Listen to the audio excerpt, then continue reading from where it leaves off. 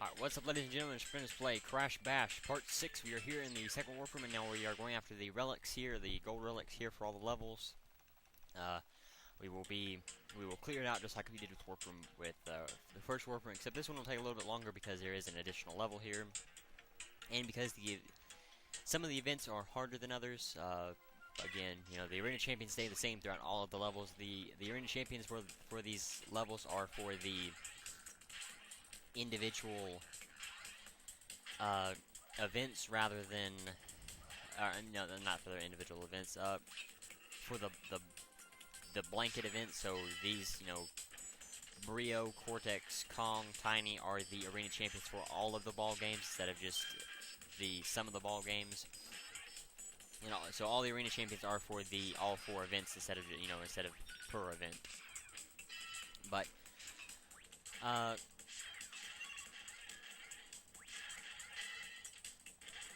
the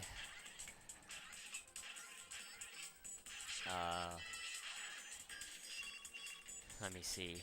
The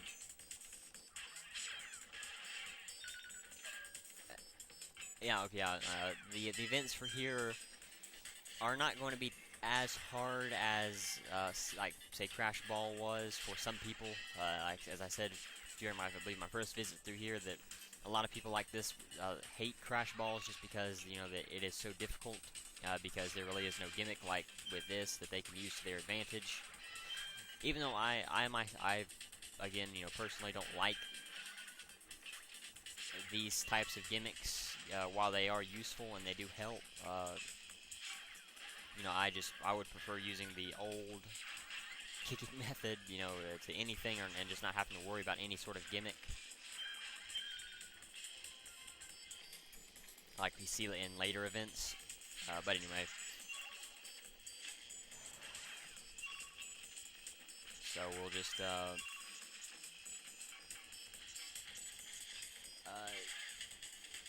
and, you know, this is why I don't really care for this level too much, because of the gimmick that you can use here.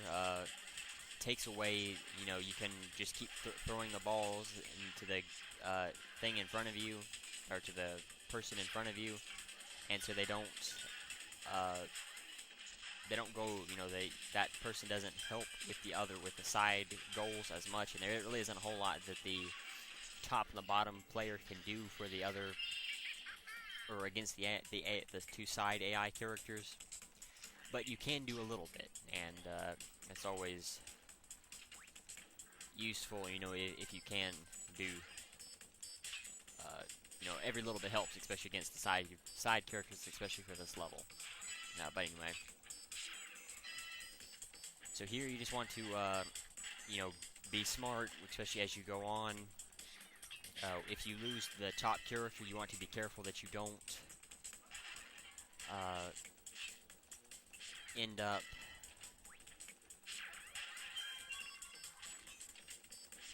you know, you want to make sure that you don't keep throwing balls into his gate and then having them bounce back into yours. That's kind of a hard thing to fight. Anything more than two, you really can't use a kick to fight it. You know, the two balls in front of your ship, all you have to do is just wait until they get past the. If you see the circle in the middle of the arena, once they get to the yellow ring, if you use your kick, then both of the balls will go away from you and will usually end up heading towards the two side goals. Of course, not every time, but more often than not. They will go into their goals, and that's a good way to try to get some balls to go into their goals. But if you do it before then, you'll miss, and if you do it after then, you'll usually only get one ball. But if you try to fight three balls at once, you won't be able to do it, and you'll end up just having them, you know, you'll end up missing one, and you'll have to lose a point because there'll be nothing you can do. So that is a good useful strategy to combat the two ball strategy that the top character usually likes to employ. Yeah, that's a shame. Cortex could have really helped me out. kicking the ball will definitely help it, because you really don't want the side AI character to start start shooting balls, because more often than not, and it especially seems like through this playthrough, that instead of bouncing back into his, they're coming towards mine at such a high rate of speed that I'm having a very hard time dodging them. And if you can keep him kicking them, eventually he will mess up and have one land in his goal. And so that's a good strategy for here. It seems like once you get into the relics, they want to kick more, or they're more open to kicking. You know, if you start the kicking, especially if it's just two of you, if you start kicking, the AI character will start kicking, so they're not always using the magnet to suck the balls in and then shoot them around and end up hurting you a lot more. And that's, as I said, a good strategy to use, especially if you have trouble with that level, especially with the Elder Relic, which will be a lot harder. But anyway, so now this one is still difficult because because of the way that the ice does this. Now you can, if you can, like trap Coco or Dingo down there, especially if you get a lightning bolt, that'll definitely help you out a lot more. But you don't want to fight anybody while doing this. You just want to wait for the beam to drop a lightning bolt, but it doesn't seem to drop anything as frequently as it does in other events. Now the Coco's gone. You can you see me sitting here trying to fight. That's just trying to kind of speed things along. Usually what I would do is I would just wait until I get a lightning bolt, but if I end up losing, then there's no point in me waiting for a lightning bolt, or a waits work, but I find that lightning bolts work a little bit better. Oh crap. Oh wow. Just barely.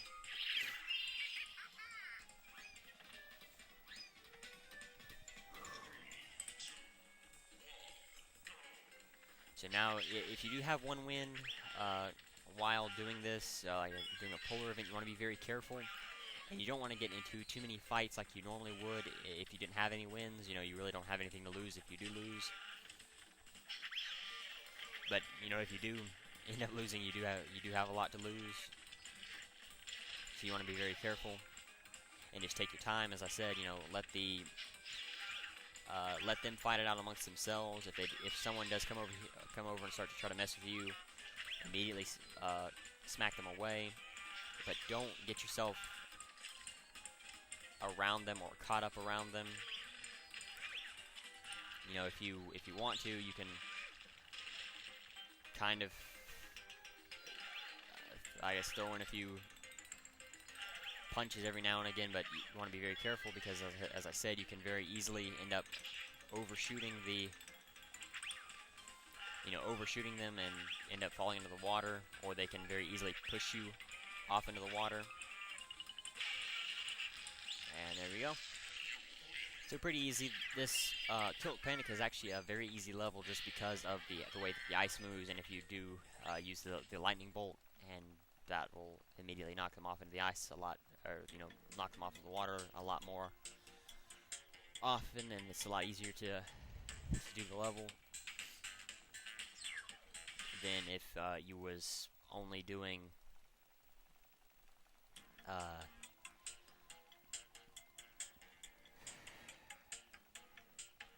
if you didn't, like with Polar Panic, it makes it a lot harder.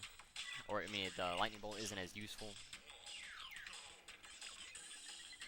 But anyway, so this one, while you know, if you are good at the level and you can make squares, a whole bunch of squares very easily, this level can be easy, but it's still pretty difficult even by itself, you know, because the AI will jump in your points a lot more often, and they will go after the speed shoes and the arrows, especially the double arrows, a lot more often, and they will more often than not mess you up. So you want to try to follow your side as much as possible. You know, I mean, of course you can't follow it all the time. It's just if you don't have any speed shoes. but you want to you also want to pay attention to what the other AI characters are doing, especially Rillaru. For whatever reason, he can get a whole bunch of points here very quickly, very easily. So you want to watch. Of course, there is nothing you can do to stop him from getting points, but outside of just shooting him or jumping in his points. But you can try to fight him and get points. Get points yourself. Get speed shoes. Do anything you can possible to try and get some points. I think I should be good. That's not too bad.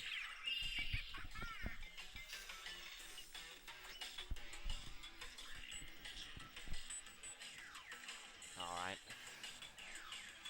So just because you have one win does not mean that it'll be easy, especially if it seems like for whatever reason, if you get messed up at the start and you have a hard time getting points, you're gonna have a very hard time. You'll end up losing. I have come back from something like what happened at the start, but it is very hard, and it really involved a whole bunch of speed shoes, to be honest. But that is, it's something. It's a strategy you can employ if you have to. But you want to be careful bouncing around, just doing nothing. You don't want to keep bouncing around, because the AI characters will, more often than not, they will take away your points. Like all that bouncing I just did for the however long I was doing it for him. I don't have any points to show for it, but the other characters do. They were able to get a whole bunch of points while I was just messing around. And so you want to be very careful and pay attention whenever you're doing that, and not do it, obviously. And I think because I was doing it, I may not end up winning this. Lack of speed shoes definitely hurt.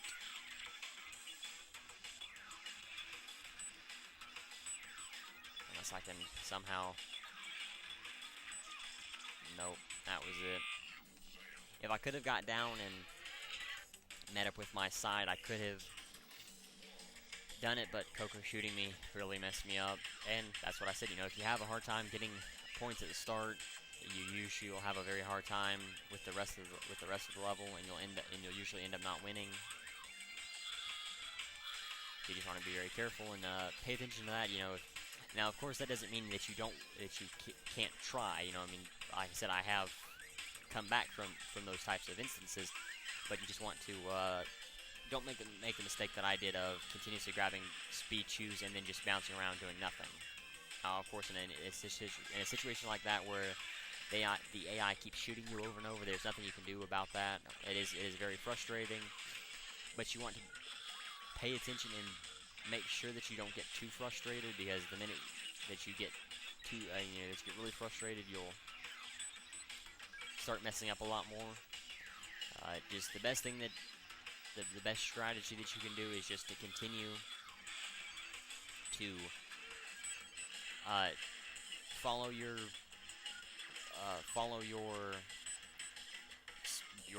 blocks, and then just keep making points. Get speed shoes whenever possible. Just different things like that will definitely help you out. And see, this time, able to get some speed shoes, was able to follow my side, was able to do a lot better than I did previously, or in the last round. A lot better, to be honest. And that's really what you just have to do. While that strategy doesn't really apply for like Pogo Painter, which the only thing you can do with Pogo Painter is just to try and scores. Just keep trying to go after boxes and try to score as many points as possible and different things like that. There's not, like I said, there's not a whole lot you can do in a situation like this where they just keep shooting you over and over. It's just kind of bad luck that the game keeps throwing weapons instead of speed shoes. But as I said, there's nothing you can do to combat it.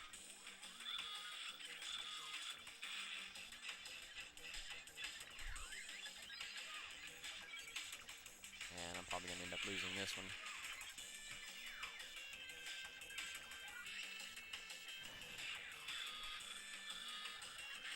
The lightning bolt is definitely the worst thing, just because it can go across the entire arena. The missiles you can dodge more often than not, but the lightning bolt just bad because of situations like that. You know, if it had been a missile, I could have easily gotten past it. I don't think I'm gonna have enough. I need to. No. Ain't no way.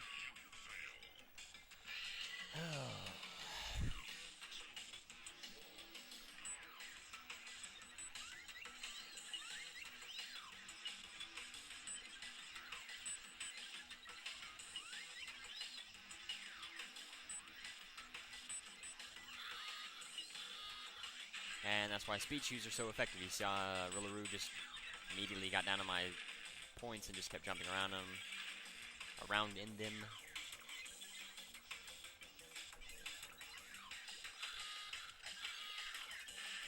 Thankfully, the characters don't really follow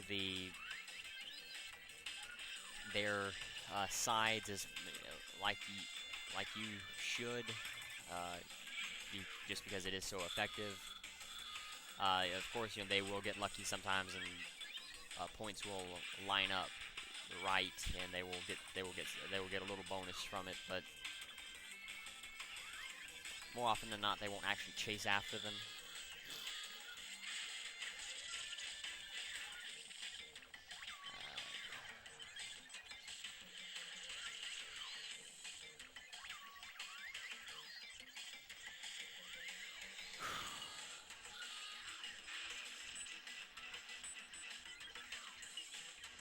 I don't think I'm gonna get this one.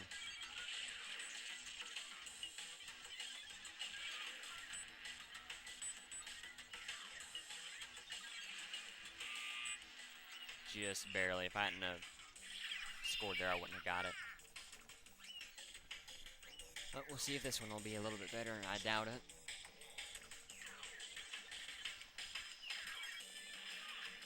Of course, I knew that was going to happen. That's why I hesitated a moment, but that's what you get for hesitating.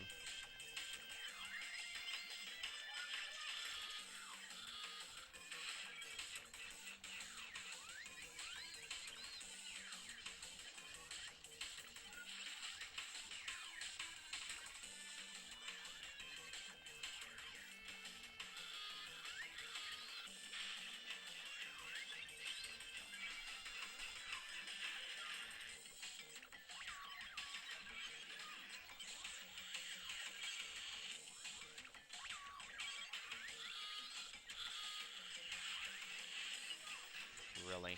And that will happen a lot more often. If you notice that there, instead of shooting it as I bounced by, Coco waited, jumped down, and kind of guessed where I was gonna go, and shot there and made me lose my speed shoes.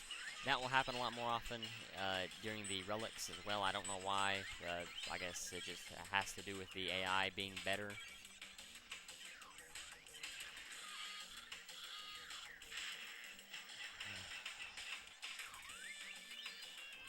Now, I have made rallies before, so we'll see if I can make one now. I doubt it, because Rillaroo's jumping in my points, but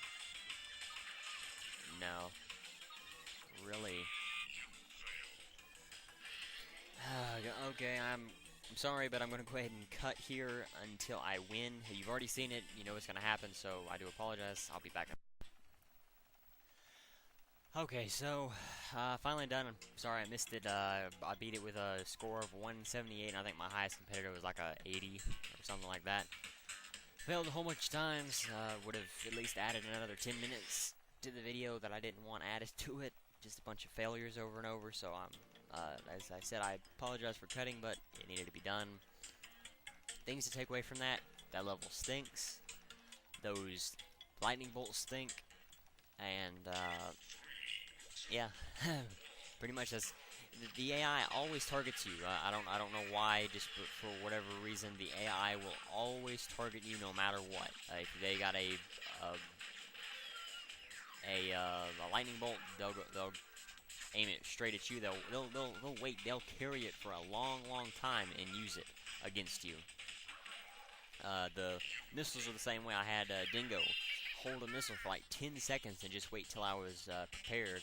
He was at the top left of the arena. I was at the top right, and I stayed around there until I had a pair of speed shoes and was trying to go after and trying to get some points and think, oh well, I can outrun him, or for sure he would have already used them, and he didn't, and he used them against me, sadly.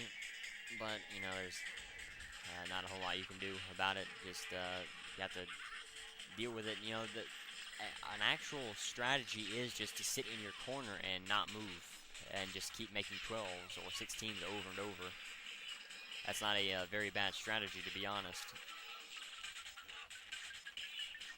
It's while it's not the most effective strategy, and you won't be able to gain a whole lot of points like that.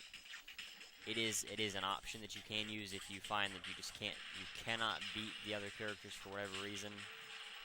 If they just keep throwing stuff at you over and over again, and you can't do it. It's a very good strategy, as I said. But anyway, the ability to throw far definitely does help. It kind of takes away the ability to spin, just because you really can't spin as far as Kong throws. Kong and Tiny throw the farthest. Kong throws farther than Tiny. I believe he throws up to 8 squares. Tiny can only throw up to 6, I believe, or 6 or 7. I don't remember exactly which it is. I haven't counted in a little while, but it's definitely effective being Kong instead of Tiny in a bash game. But I like to have the ability to spin, like a whole bunch of TNTs, just spin them. That makes the crystal for this level very fun if you can spin, because throwing distance isn't going to help you a lot when the ability to throw is taken away from you. So there's not a whole lot, it's not a very hard thing to choose between, just being able to spin, like I said, grow into a group of any type of box and just throw, and just not throw them, but spin them is definitely very fun. And as I said, the tail whip for Dingo and Rillaroo is not that useful. It pales in comparison to Crash and Coco's spin. And as I said, they are handicapped. They throw, while I believe they do throw farther than Crash. Well, no, they may not even throw as far as Crash and Coco does. I'm not 100% sure, to be honest. Pretty easy. You just have to kind of knock somebody down a hole, and it's not too hard after that to get these characters to, or unit to get to Space Bash. Definitely one of the best relics in the game. Both types of relics. All of Space Bash is fun, but there are some times when it isn't fun. Like I said, the differences in level are that the boxes hurt you more, hurt them less. Every type of box, really. And the spinning, I believe, is well, maybe the spinning isn't affected. I'm not 100% sure. But anyway, alright. So arena champions for this level are Crash, Tiny, Rillaroo, and Cortex. Crash's bullets, I believe, are a little bit better. They may move a little bit faster and are a little bit stronger than Coco's. But I still think it's just type of weapon based instead of, or no, like character. Well, yeah, it's type of weapon based instead of just like an arena champion. They're not really that matched as they or they're not. You can't compare them like you can in, let's say, like a bash, where it's very clear that Crash is superior to Coco in a bash game, or like a polar game where Coco is definitely a lot, superior to Crash. And not being tiny in these definitely hurts. Again, your bullets hurt them less, their bullets hurt you more. I believe even their mines hurt you more, and your mines hurt them less. but you still want to try to leave the mines. Let them kill each other. You know, just provide small fire while running. Really, that's the best strategy, unless you want to try to meet Cortex. Oh, you definitely don't want to meet Tiny like this. This is bad, very bad. There we go. But Rillaru's gonna get me, I know it. I'm low on health. The thing is, my bullets do move faster than Rillaru's, so that is a good thing. But he has 2 shots, and because his bounces around a lot more, he can get a lucky hit on me a lot more than I could him. And you know, if I miss, it takes me a lot longer to shoot again than it would him. Wow, stinks. Should have been more careful. I thought I could make it across that gap. But yeah, you definitely want to just stick with Cortex. Let Rillaru and Tiny kill each other. You know, let them blow up on each other's mines if at all possible.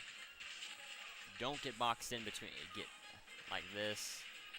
If you do, you want to shoot yourself. It won't hurt you as much as getting hit by one of their bullets or getting hit by a mine. And it's actually a really good strategy to use. You know, if you are going to get hit by an enemy's bullet, just go ahead and shoot yourself instead of getting hit by them. You know, but you want to be careful because sometimes it'll look like you're going to get hit, but you're actually not going to. And so then you just hurt yourself for no reason. And you can see I'm not sure what exactly my health bar was, but Tiny just took it all away. Now, of course, Tiny's bullets will be decreased in these events, but they are still superior to every other character's weapons. So, you know, it's not really that hard to choose, you know, you could say, okay, what, oh, shit. I forgot about that mine. I was laying down, but there really was nowhere I could go with Tiny being there. You just want to stay in your own corner as I try to shoot them from far away and hope you don't miss. If you do miss, there's not a whole lot you can do. Just try to help them miss as well.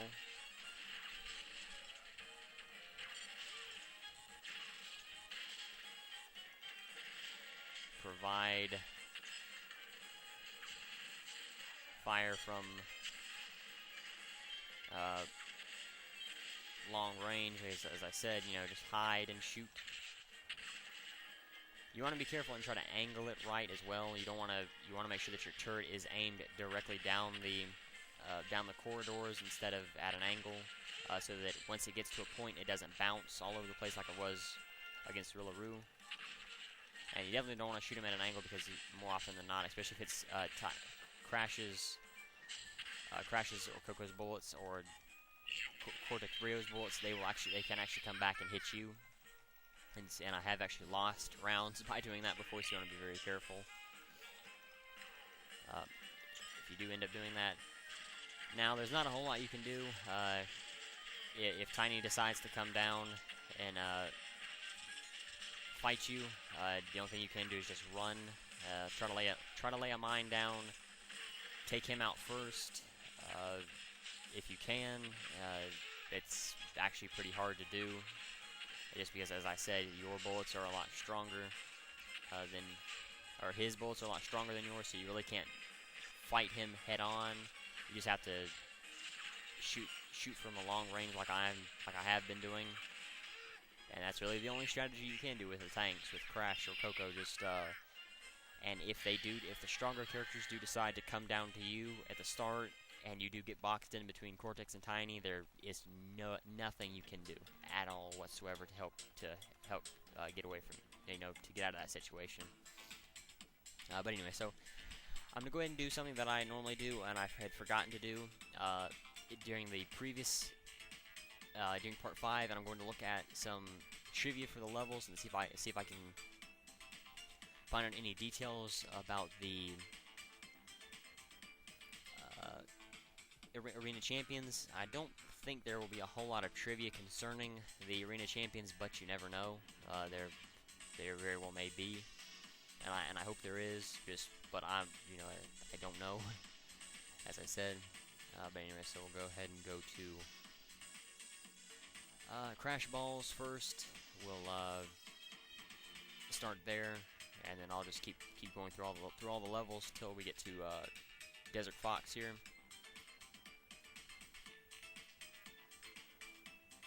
Alright, let's see. Alright, as I said, we'll start with Crash Ball.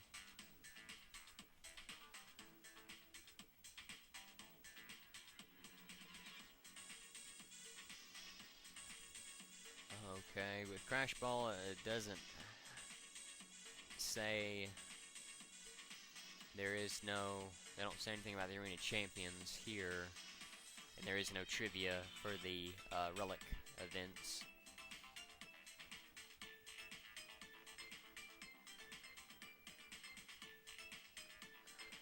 So I'm not sure if these will even have that kind of stuff on it or not.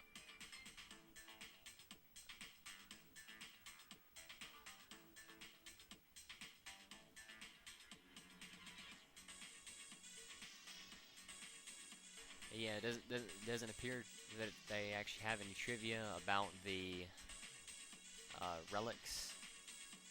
So I'll just kind of scroll through and see if I can find anything about the I'll